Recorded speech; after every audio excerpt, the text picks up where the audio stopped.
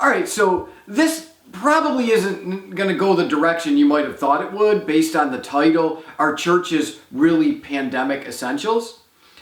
Truthfully, we know something. The church is not a building, and meeting inside of a building is not really necessarily essential, though I recognize it's important. And it's not exactly what I'm going to get at in this video blog anyhow. What I want to address is this concept that I've had actually said to me quite a few times, and we've heard from many people, including non-believers. They say things like this: at times like this, what you are doing as a pastor or as a church, taking care of people's spiritual needs and really just addressing people's hurts, it's really most essential. It's so important for many people that the churches help maintain the world's spiritual and emotional health by keeping them calm and keeping the world confident in something better than focusing on this unknown pandemic that's happening around them. And even certain governors, right, and leaders are touting the same thing, that this is so valuable, hoping that churches will be able to keep people from panicking or having mental breakdowns or suicidal thoughts even. And by the way, what I'm doing right now is not a cry for churches to be open. I'm honestly not sure that the wisest thing is for churches to be known right now as the breeding grounds for the spread of the coronavirus. So we have to be very wise in timing all of that out.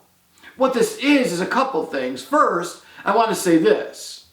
If people were really serious that the church could help society through something like this, which I believe it could, then wouldn't it be nice if spiritual leaders could get as much airtime on the evening news as angry protesters or panicked society members or attention-hungry politicians seem to get on the evening news? Okay, I digress. That's just a quick rant, and I'm done with that rant now. But you see where I'm going with that. But the second thing, the far more powerful thing I want us to all understand is this. I think the church has a role, and we should look to help society as much as we can and work towards being the provider of peace and security and the provider of sanity that some suggest the church could be in a pandemic like this. But we have to realize what the best way to go about that really is. And I'm going to read to you a little bit more from Daniel's dream that we started talking about yesterday.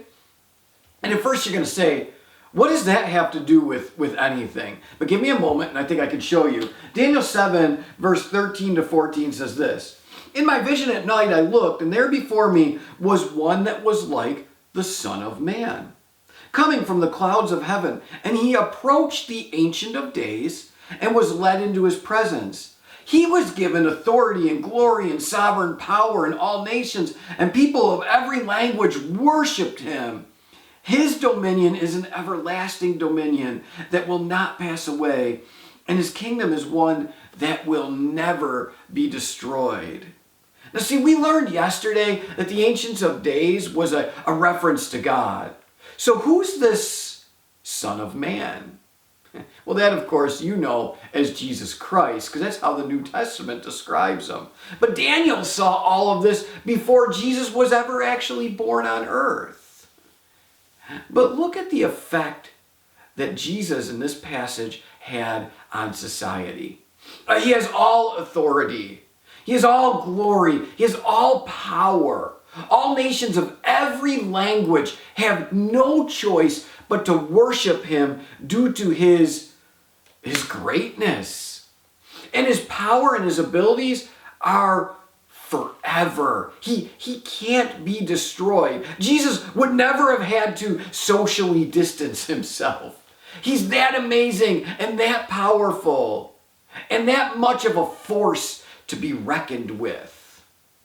You want to know who can keep people from panicking or having mental breakdowns or having suicidal thoughts, it's not the church. We can offer hope, but the hope that the church offers is really just disguised as the hope that Jesus Christ actually provides. People can't have that hope apart from their own personal relationships, connection with Jesus Christ. So friends, you know what the best thing is that we could do for a society? It's this. Point them to Jesus. Just keep pointing them towards Jesus. And yeah, bring Jesus to them. I get it, because showing love and helping and giving them a helping hand is part of it. But if we don't point them to Jesus, we're only putting a Band-Aid on the wounds that they're feeling. And you know how quickly and easily those Band-Aids fall off when people jump back into the pool of life. Society will find the most hope, the only hope that lasts, when they turn to Jesus Christ. Our job? Just keep pointing society to Him. He could save them from every pandemic which life will throw at them, and this isn't the only one. Governors can't do it. Presidents can't do it. Dictators and kings can't do it. Even churches and pastors can't. But Jesus can. Point the world to Jesus as their helper, not the church. We're just His personal assistants. Do that this week. We'll see you tomorrow.